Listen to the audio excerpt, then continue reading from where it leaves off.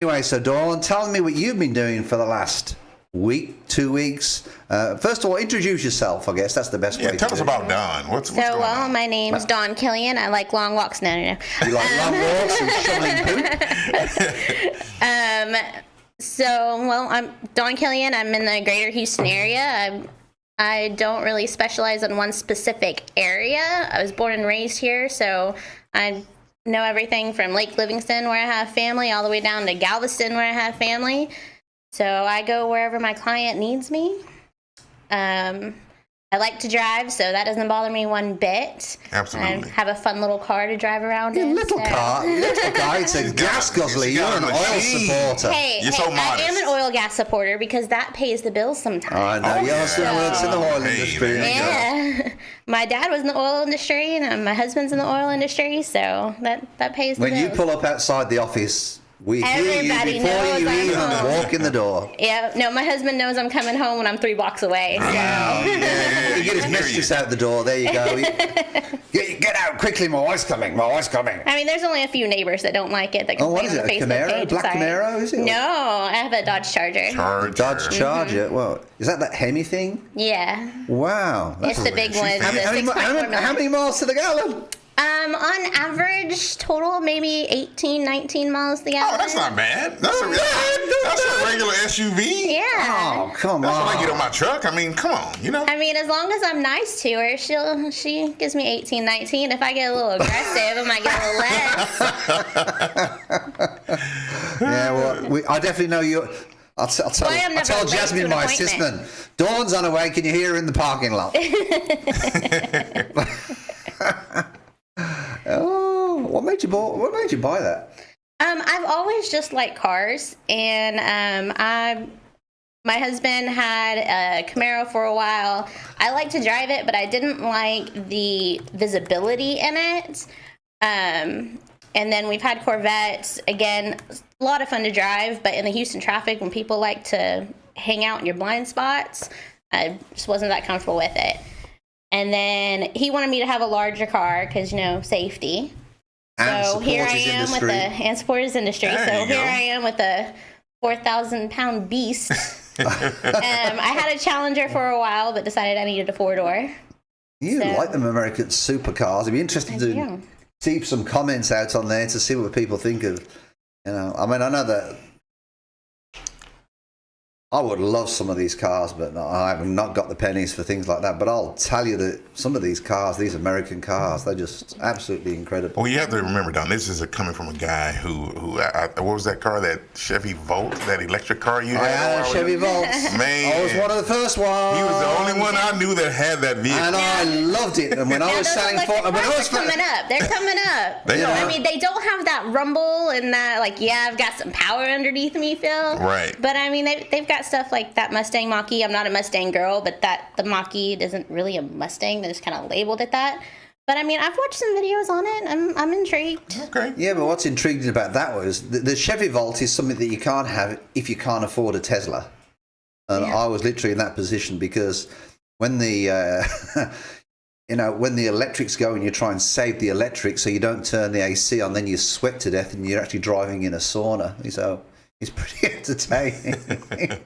Anyway, so obviously, Dawn, how long? So tell us about yourself. Obviously you're in the real estate industry, and how long have you been in the industry? I've been in the industry 3 years. I think I'm going into my 4th year now.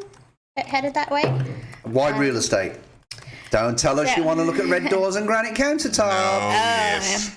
Oh yeah, I love those red doors. No, so I was in retail for a while. I ended up in retail after I graduated college, and my husband moved to Tennessee, and we went to Tennessee and didn't know anybody. Little bitty town, you don't know anybody, you kind of can't get anywhere. So I ended up at Victoria's Secret for a while, and then it just kind of escalated there to where I ended up here in Houston as a store manager at a store in the Galleria. I'll bring him in for the next podcast. And I thought I liked it, but in all reality, I was stressed out all the time. Because the buyer's always right? No, it was more pressure from above. I mean, you had to hit those sales, and at one point I was told, I mean, I had one of the number one stores in the Texas area. I mean, I had turned it around from when I took over it. It was just falling into the pits. And at one point I was told, you're great. We love you. We want so much for you, but it's not quite good enough. Right. And I was like, I can't give you any more. I'm working 80 plus hours a week. I have literally blood, sweat, and tears in this store.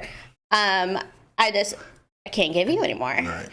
And their schedules for their store managers were a minimum of 45 hours a week salary. And you couldn't have weekends off. You couldn't take a Friday night off. Like, if you asked because, you had a family event, they're like, your family's above us? What? So I felt... And no holidays. No. No. So I decided I needed a change, and I wanted to work for myself. I didn't want somebody to tell me how much I could make, even though I was putting in so much. Like, sorry, no, you still can't make any more. But she still wants to keep the car. She wants the car. I want the car. Hey, she can afford to do what she wants now with the car. Yeah. If it was 2 miles a gallon. So I started thinking about things I could do, and I've always kind of been interested in real estate. I remember having I considered it a bad experience. My husband was like, it was fine. But I considered it a bad experience when we bought our first house in Tennessee. We bought from the builder. The wife was the agent. But nobody told us that, she didn't represent us. She only represented him. And she was very hands-off with us. And I remember doing our walkthrough, and I found something wrong. And the guy goes, this is only $190,000. If you wanted better, you should have bought more. And I was like, he said that? What? Oh my goodness. But there was nobody there to defend me, I know, right? and some builders are... So, I mean, he was going bankrupt, and we didn't know that either, because nobody was there to help us to look into these things, gotcha. right? And then on the flip side, when we moved back here to Houston, when we sold our house, that agent, I mean, she just made things so much different. Like, she came in, she walked in, she told us how to make things look better in the house. We barely had any furniture. We'd just gotten married. We had a mattress on the floor, and she just helped us and elevated the look of the house. Granted, it didn't sell till we moved out and everything was gone, but she was just so much more engaged, and I felt like she was there to help us. And then when we moved here and bought our house here, again, we went to a builder, but that agent was like, look, I represent the builder. Let me refer you to this person that can actually help you and represent you.